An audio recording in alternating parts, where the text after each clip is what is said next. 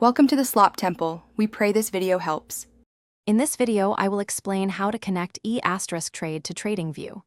Unfortunately, Etrade does not currently offer a direct connection to Tradingview.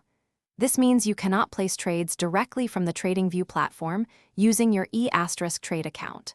While many other brokers seamlessly integrate, Etrade is not among them.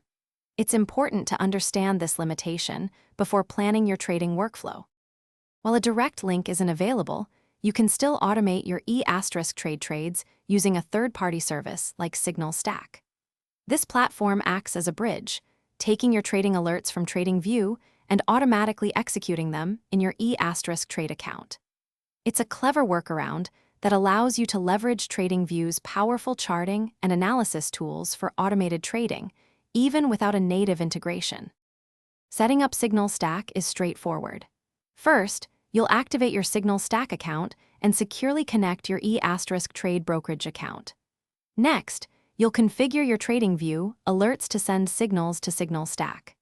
This process allows Signal Stack to receive your trading instructions and automatically place orders in your Etrade account, whether it's for single alerts or a full strategy.